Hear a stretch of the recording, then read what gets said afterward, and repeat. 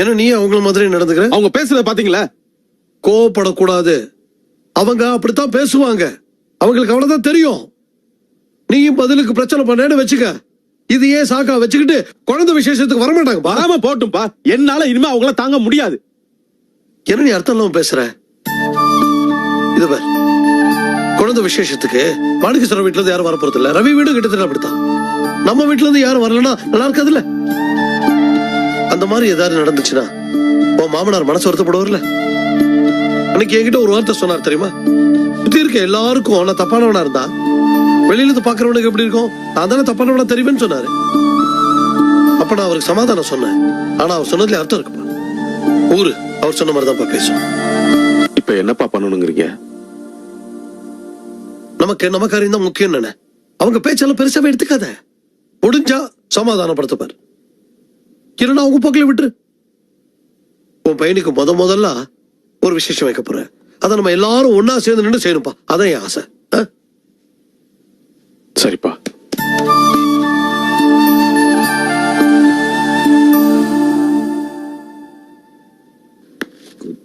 நீ சொன்ன பேச்சு கேட்கணும். அப்படிதான். சம்பந்தி வாங்க வாங்க வாங்க வாங்க சம்பந்தி. வந்தேன். நல்லா இருக்கீங்களா? இருங்க. பேத்திய கொஞ்சிட்டு இருக்கீங்களா? அப்பா ஆமா, எப்படி இருக்கிற? நல்லா இருக்கேன்பா. இது என்ன சொல்லுது? உன் காயம் தேவையில்லையா? பரவாயில்லப்பா. மாப்பிள்ள கடைக்கு போயிருக்காப்புல. இப்ப வர நேரம் தான். அப்படியா? தண்ணி குடிங்க. இந்த பூ பழம் எல்லாம் அப்புறம் எடுத்து வச்சுக்குமா. என்ன விஷயம்? ஒண்ணு இல்ல, இந்த விஜயோட மகனுக்கு புண்ணியாஜனம் வருது. அதுக்கு நேர்ல வந்து கூட்டு போலான்னு தான் வந்தேன்.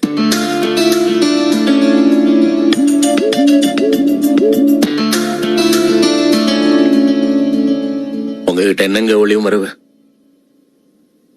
இப்படி கூப்பிட வந்து கூட ஒரு சாக்கு தான். நெசமாவே லீலாவை பார்க்கணும்னு தான் வந்தேன்.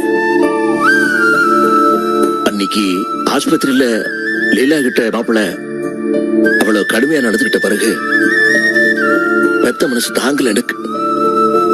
பின்னாலேயே ஓடி வந்து சமாதானப்படுத்தணும் துடிச்சிச்சு. ரொம்ப கஷ்டப்பட்டு சமாதானப்படுத்திக்கிட்டேங்க. இப்ப கூட இங்க வரத்துக்கு முன்ன 1000 வாட்டி தயங்கின. மனசுல எவ்வளவு ஆசைங்க. முடிஞ்ச ரவி மாப்பிள்ளைட்ட கூட தயவு செய்து என் பொண்ணுகிட்ட கொஞ்சம் பாசமா இருக்குன்னு கேட்கணும்னு ஆசைதான். ஆனா நடக்கிற காரியமா இது? சம்பந்தி, என்ன சம்பந்தி நீங்க இங்க எப்போ வேணாலும் வரலாம் போகலாம். அவன் கிடக்குறான், விடுங்க. நாங்கெல்லாம் இல்லையா? வரணும்னு எனக்கு ஆசைதான். ஆனா வந்தா பிரச்சனை பெருசா இருக்கக்கூடாதுல்ல.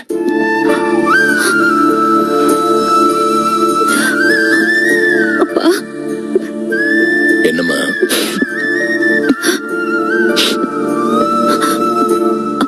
அப்பா, நான் வேலைக்கு போறதுன்னு முடிவு பண்ணிட்டேன்பா.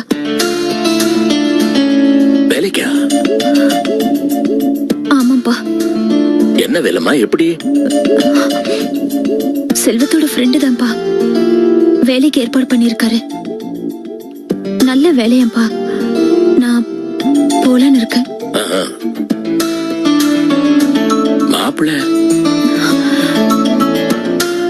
நாங்க அவரை பத்தி கவலைப்படுறதா இல்லப்பா. நான் போகத்தான் போறேன். எல்லாத்துக்கும் ஒரு முடிவு வேணும் இல்லப்பா. எத்தனை நாளைக்கு தான் நான் இப்படி இருக்கிறது? ஆமா சம்பந்தி, லீலா சொல்றதும் சரிதான். இப்போ பணிஞ்சு போனாலும் அவன் அப்படித்தான் நடந்துக்கிறான். அதனால என்ன பிரயோஜனம் சொல்லுங்க? அதனால அவனை எழுத்து நடந்துக்கிறதுல தப்பு இல்லை. அதுவும் இல்லாம இது நல்ல விஷயம் தானே.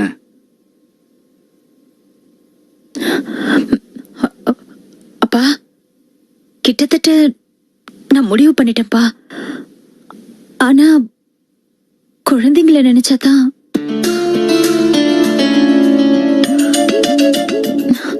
என்னப்பா ஒண்ணுமே பேச மாட்டேங்கிறீங்க? உன் வீட்டுக்காரன் நினைச்சு பார்த்தம்மா, அந்த எரிமலை எப்ப வேணா வெடிக்கலாம்னு பயமா இருக்குது. அவர் நிச்சயமா அதுக்கு ஒத்துக்க மாட்டாருமா. இல்லம்மா, நீ எதுக்கு வேணா தயாரா இருக்கணும்டா. அது விடுங்க சம்பந்தி. அதிகம் போனா அவன் என்ன செய்வான்? எங்க 2 பேரையும் வீட்டை விட்டு வெளியில விரட்டுவான். அதுக்கு நான் ரெடி ஆயிட்டேன். தானா வீட்டு பக்கத்துல ஒரு வீட்டை வாடகைக்கு எடுத்து தங்கிக்கிறோம். லீலா வேலைக்கு போகட்டும், நான் குழந்தைங்களை பாத்துக்கிறேன். ஒத்தாசைக்கு தான் பக்கத்துல தானே இருக்க. சம்பந்தி, என் பிள்ளைங்களுக்கு பல சந்தர்ப்பத்துல நான் யோசனை சொல்லியிருக்கிறேன். ஆனா அது பெரும்பாலும் தப்பாவே முடிஞ்சிருக்குது. ஆனா இந்த பிரச்சனைக்கு லீலாவும் நீங்களும் சொல்ற யோசனைய மறுக்காம சரின்னு ஒத்துக்கணும்னு தான் என் மனசு படுது. அப்பா, அப்போ நான் வேலைக்கு போறத பத்தி? தாராளமா போமா.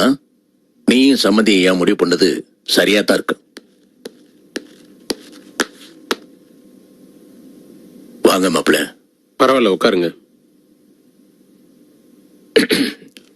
நல்லா இருக்கீங்களா? என்ன மாமா இவ்வளவு தூரம்?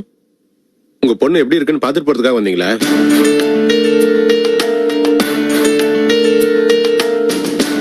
பாத்தீங்கல்ல, நல்லா தானே இருக்கா? நீங்க கற்பனை பண்ற மாதிரி நான் ஒண்ணும் கெட்டவன் கிடையாது.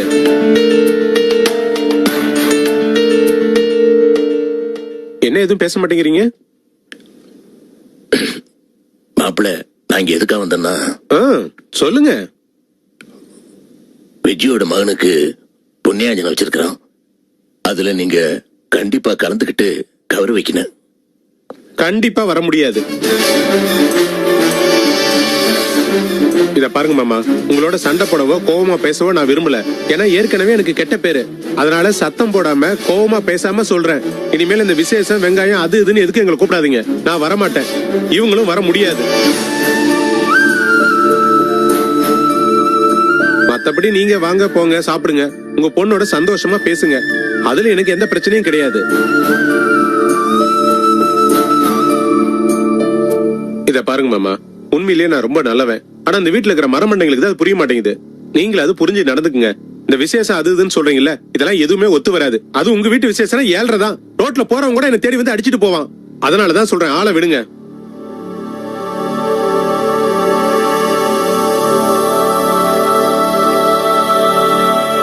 நான் வரேன் மாப்பிள்ள. வரேன்.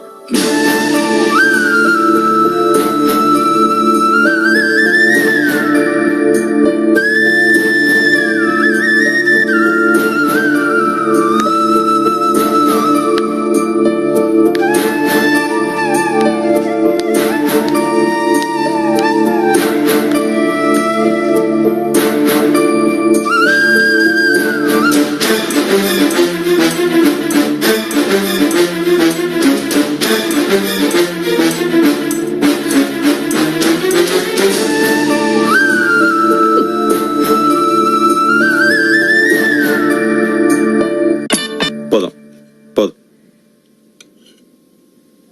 போதும். நிர்மலா, நிர்மலா, என்னம்மா? இந்தா எடுத்துட்டு போய் சாப்பிடு. சரி. அம்மா, என்னம்மா இது? இட்லிடா. என்னம்மா இப்படி ஒரு வீடு இருக்கும்போது ஏம்மா? இத பாருப்பா, இனிமே எங்களால உங்களுக்கு எந்த தொந்தரவும் இருக்காது. தாய் மகளும் எங்க பாட்டை நாங்க பாத்துக்கிறோம். எவனும் எங்களை பத்தி கவலைப்பட தேவையில்லை. என்னம்மா பேசுறீங்க? உங்களை பத்தி கவலைப்படாம வேற யார பத்தி கவலைப்பட போறேன்? ஏன் உன் பொண்டாட்டி பத்தி கவலைப்படு, உன் பிள்ளைய பத்தி கவலைப்படு. உனக்குன்னு ஒரு குடும்பம் ஆயிப்போச்சு இல்லப்பா. நானும் இவ்வளவு எதுக்குப்பா தேவையில்லாம ஒரு ஒட்டுப்புழு மாதிரி ஒட்டிட்டு கிடக்கணும். அம்மா, நீங்க என்ன சொன்னாலும் நான் ஒத்துக்க முடியாதுமா. நீங்க வாங்க, முதல்ல சாப்பிடுங்க. சரிப்பா, ரொம்ப நடிக்காத. போ, போய் உக்காந்து உன் பொண்டாட்டி கையால பண்ணி வச்ச இட்லிய சாப்பிடு. புருஷனுக்கு வாய் குருசியா பண்ணி வச்சிருப்பாப்பா, அது வீணாயிடக்கூடாதுல்ல. போப்பா, போய் உக்காந்து சாப்பிடு. போ. அம்மா, நீங்க கடலை வாங்கி சாப்பிடும்போது நான் எப்படிமா இங்க உட்கார்ந்து சாப்பிட முடியும்? சாப்பிட்டா என்னப்பா, இடியா விழுந்துரு போகுது. போய் உக்காந்து சாப்பிடு. நீயும் செத்துற மாட்ட, நானும் செத்துற மாட்டேன். போய் உக்காந்து சாப்பிடு. என்னம்மா அண்ணங்கிட்ட போய் இப்படி? அம்மா, அம்மா, நீங்க வந்து சாப்பிடுங்க. டேய், வாய மூடுறா. எல்லாத்துக்கும் நீ தான்டா காரணம். நான் காரணமா? ஆமாண்டா. அவங்களுக்கு என்னெல்லாம் பிடிக்காதுன்னு தெரிஞ்சுக்கிட்டு ஓனத்தையும் வேணும்னு செஞ்சுக்கிட்டு இருக்கேன். இதனால ஏன் நிம்மதி தான்டா போச்சு. உங்க நிம்மதி போனதுக்கு நான் காரணம் இல்ல, அம்மா தான் காரணம். வாய மூடுறா. சும்மா பதிலுக்கு பதில் பேசிக்கிட்டு அறிவு கிட்டவன். நீ தான்டா எல்லாத்துக்கும் காரணம். சார், நான் தானே காரணம். நான் இந்த வீட்டு விட்டு போயிடுறேன். சொல்லுங்க, நான் போயிடுவா. செல்வம், என்னங்க சாப்பிட்டுட்டு போ. செல்வம்,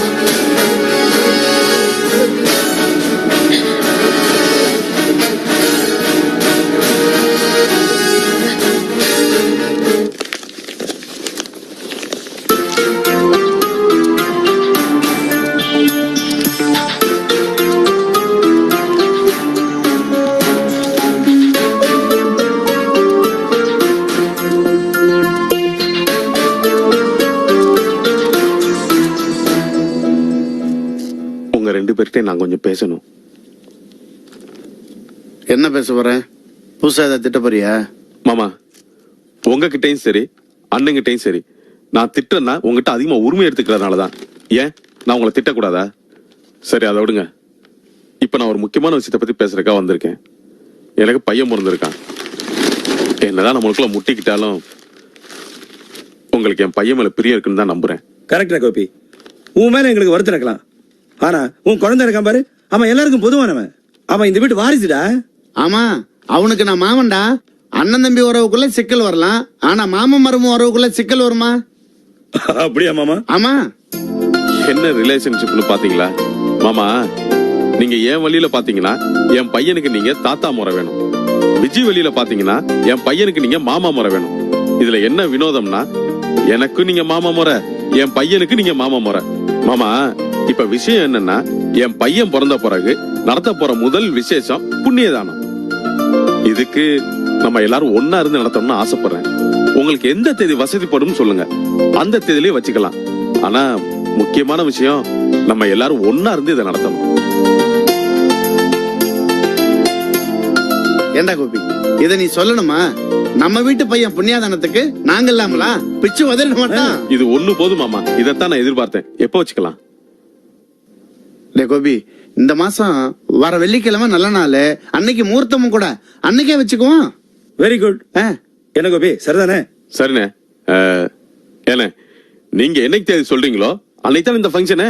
கோபி, இப்பதான் நீ சரியான முறையில சிந்திக்க ஆரம்பிச்சிருக்க. சில சமயங்கள்ல எங்களுடைய பேச்சு செய்க இதெல்லாம் உனக்கு பிடிக்காம இருக்கலாம். ஆனா உன் மேல நாங்க வச்சிருக்கிற பிரியத்தை மட்டும் நீ குறைவா மதிப்பிடாத.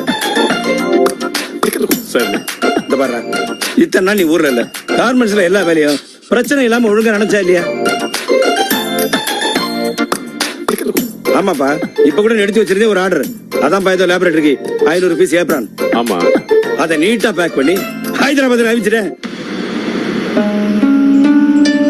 என்னது, ஹைதராபாத்துக்கா? ஆமா.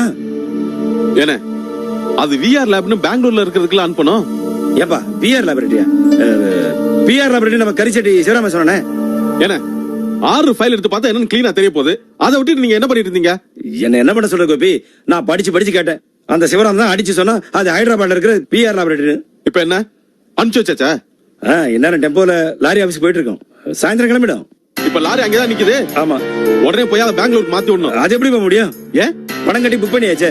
வேற வழி? அவன் கை கால விழுந்தா மாத்தான் ஆகணும். உங்க தொழில் பொறுப்புணர்ச்சி நல்லா தெரியும் கோபி. பாத்தியா, அதுக்குள்ள திட்டிட்டு போறான். டே, நீ பண்ண காரியத்துக்கு திட்டுறதோட மட்டும் விட்டு போறானே. டேய் வெண்ணே, இப்ப எதுக்கு திட்டினா தெரியுமா? இப்பதானே சொன்னா என் மேல பிரியம் ஜாஸ்தின்னு. இப்ப என் மேல பிரியம் ஜாஸ்தியா இருக்கு, அதான் திட்டிட்டு போறான். ரவி, வாங்க. உன்னதான் வீட்டு பக்கம் வர வேண்டாம்னு சொன்னல. சரி, அப்படி சொல்லி நான் வந்திருக்கேன்னா முக்கியமான விஷயம் தெரியாதா? அப்படி என்ன முக்கியமான விஷயம்? டைமண்ட் ஃபேன் கம்பெனில டீலர்ஷிப் கொடுக்குறாங்க. அதை நீ நம்ம ஏரியாக்கு எடுத்துக்குவியோன்னு பார்த்தேன். அதான் அந்த டீலர்ஷிப் வரும்போது சொல்றேன்னு சொன்னல. அதுக்கு தான் ஃபோன் பண்ண, ரிங்கு போயிட்டே இருந்தது. சரி, யாரும் வீட்ல இல்லையோன்னு நான் நினைச்சேன். ரிங் போயிட்டு இருந்ததா? சரி, எப்ப அந்த மீட்டிங்? அது முடிஞ்சு போச்சு. முடிஞ்சு போச்சா? இப்ப வந்து சொல்றால, அதுக்கு முன்னாடி வீட்டுக்கு வந்து சொல்லலாம்ல. டேய், நான் வெளியூர்ல இருந்தேன்டா. அங்க இருந்தா ஃபோன் பண்ணேன், ரிங்கு போயிட்டே இருந்தது. நான் என்ன பண்றது சொல்லு? ஒரு நல்ல டீலர்ஷிப் போன் சரியா ஒர்க் பண்ணாததால மிஸ் ஆகி போச்சு. நான் என்ன பண்றது சொல்லு? இனிமேல் ஒண்ணும் பண்ண முடியாதா? சான்ஸே கிடையாது. இரு, காஃபி சாப்பிட்டு போவேன். லீலா, காஃபி ஒண்ணு போட்டு வா.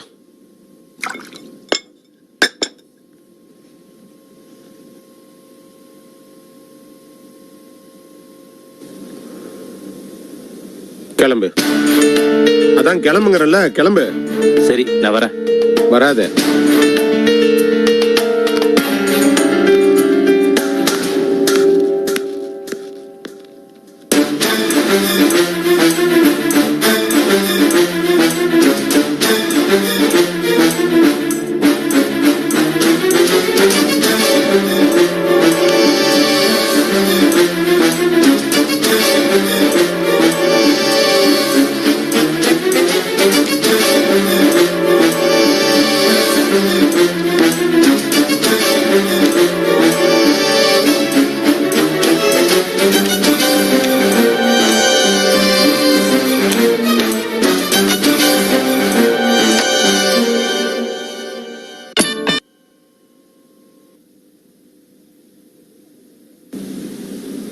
எங்கங்க உங்க ஃப்ரெண்டு? ஏன் ஃப்ரெண்டா? சும்மா சாதாரண பழக்கம் தான். அவருக்காக தானே காஃபி போட்டு எடுத்துட்டு வர சொன்னீங்க. எனக்கு தான் நான் காஃபி கேட்டேன். குடு குடு.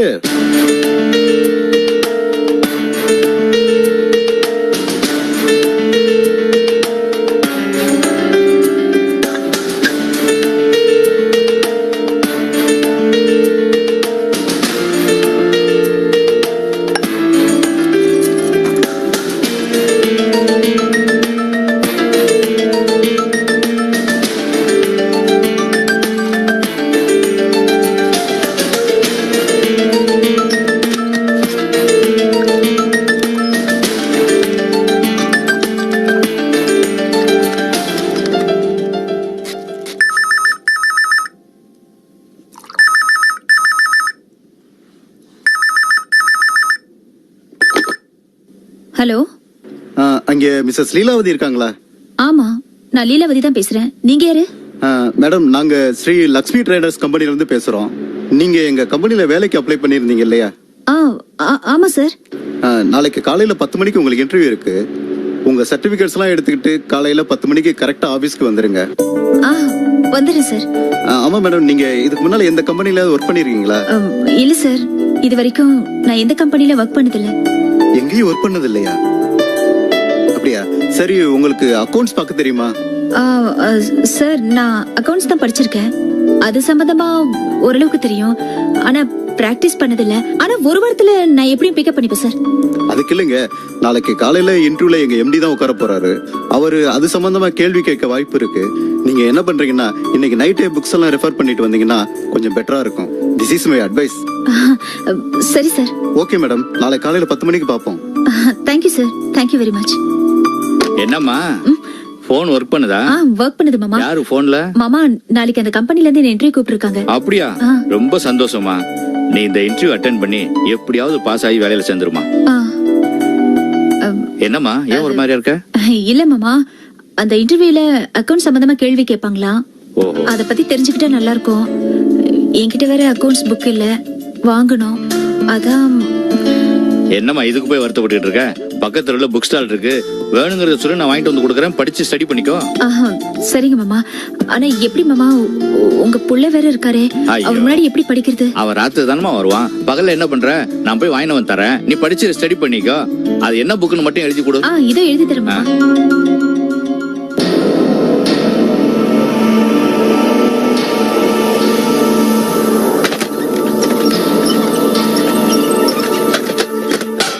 சின்ன ப்ராப்ளம் ஆயிடுச்சு சார். என்னாச்சு? பெங்களூருக்கு அனுப்ப வேண்டிய சரக்க ஹைதராபாத்னு அட்ரஸ் போட்டு அனுப்பிச்சிட்டாங்க. அதான் சேஞ்ச் பண்ணோம். என்ன சார் சொல்றீங்க? என்னமோ ரொம்ப சாதாரணமா சொல்றீங்க. எவ்வளவு பெரிய மிஸ்டேக் பண்ணிருக்கீங்க. இதெல்லாம் யார் சார் பண்ணது? எல்லாம் நம்மளுக்கு வேண்டிய ஆளுங்க தான், கார்மெண்ட்ஸ் வேலை பாக்குறவங்க சார். இப்ப ஹைதராபாத் லாரியில இருக்க சரக்கெல்லாம் இறக்கி பெங்களூர் லாரிக்கு மாத்தணும். என்ன சார் சொல்றீங்க? நீங்க கொடுத்த பார்சல்லாம் அந்தந்த ஊருக்கு போக வேண்டிய லாரியில ஏத்தியாச்சு சார். அதை தவிர இன்வாய்ஸ்ல எழுதியாச்சு. இந்த இன்வாய்ஸ்ல உள்ள நம்பரும் பார்சல் உள்ள நம்பரும் ஒன்னா இருக்கும் சார். இப்ப நீங்க இதை மாத்தணும்னா அந்த பார்சலை அன்லோட் பண்ணணும், இன்வாய்ஸ்ல மாத்தி எழுதணும். இதெல்லாம் முடியாது சார், ரொம்ப கஷ்டமான விஷயம் சார். இன்னைக்குலாம் எப்படியா நான் பெங்களூருக்கு அனுப்பிச்சாகணும் சார். அதுக்கு என்ன பண்ணணும்னு சொல்லுங்க. என்ன பண்ணலாமா? ஒண்ணு செய்யுங்க சார், நேரா ஹைதராபாத் போங்க. அங்க இந்த சரக்கெல்லாம் வரும், அதை வாங்கிக்கங்க. அங்கேயே ஃப்ரெஷ்ஷா புக் பண்ணி பெங்களூருக்கு அனுப்பிச்சிருங்க. நல்லா இருக்கு சார் உங்க யோசனை. கண்ணுக்கு முன்னாடி சரக்கெல்லாம் இருக்கு. இனிமே தான் ஹைதராபாத் அனுப்ப போறீங்க. நான் பின்னாடி ஹைதராபாத் போய் அந்த சரக்கெல்லாம் இருக்கு, அதை பெங்களூருக்கு அனுப்பணுமா? முதல்ல சரக்கு இருக்குங்க சார். இறக்கிறோம். இறக்க நான் போய் டெம்போ அனுப்புறேன், அதை முதல்ல ஏத்தி விடுங்க சரக்கெல்லாம். நல்ல ஆளியா இப்படி இருந்தா லாரி கம்பெனி ஓடாது. சீக்கிரம். செல்வம், அம்மா என்கிட்ட கோவமா பேசின வருத்தத்துல தான் நான் உன்கிட்ட கோவமா பேசிட்டேன். ரொம்ப கஷ்டமா இருக்குடா. அவங்க 2 பேரும் சொல்லாம கொள்ளாம வராங்க போறாங்க, தனியா போய் ரகசியம் பேசுறாங்க. அவங்க பண்றதெல்லாம் பார்த்தா எனக்கு எரிச்சல் தான் வருது. ஆமாண்டா, அவங்களுக்கு எரிச்சல் தர மாதிரி எல்லாத்தையும் நீ பண்ணிட்டு இப்ப அவங்கள பார்த்தா எரிச்சலா இருக்குன்றியா? அவங்களுக்கு எரிச்சல் வர மாதிரி நான் பண்ணனா பின்ன?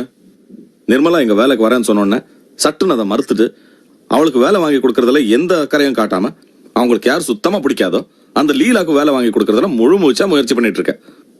அம்மாக்கும் நிர்மலாக்கும் எரிச்சல் வராதா? அண்ணே, அம்மாவும் நிர்மலாவும் என்ன ஃபீல் பண்ணுவாங்கன்னு யோசிச்சு நான் அதை செய்யல. லீலா இருக்கிற சூழ்நிலையில அவளுக்கு ஒரு உதவி பண்ணணும்னு நினைச்சுதான் இதை செஞ்சேன். அதை பார்த்து இவங்களுக்கு எரிச்சல் வந்தா அதுக்கு நான் ஒண்ணும் பண்ண முடியாது. ஏண்டா, அம்மாவும் நிர்மலாவும் டென்ஷன் ஆவாங்கன்னு உனக்கு தெரியாதா? தெரியும். என்னென்ன பண்ண முடியும்? லீலா மேல பரிதாபப்படுறது தப்பா இல்ல அவளுக்கு உதவி பண்றது தப்பா? என் நிலைமை நீங்க இருந்தா என்னென்ன பண்ணுவீங்க? அண்ணே, நிர்மலாவுக்கு ஒரு வேலை இல்லைன்னா கூட நாம 2 பேரும் அவளை பாத்துக்குவோம். நாம இருக்கோம் நிர்மலாவுக்கு. லீலாவுக்கு யாருன்னு இருக்காங்க? ஏன் எதுவுமே பேசாம இருக்கீங்க? சொல்லுங்க, என் நிலைமை நீங்க இருந்தா என்ன பண்ணுவீங்க? எந்த உதவியும் பண்ணாம எப்படியோ போட்டோன்னு விட்டுருவீங்களா?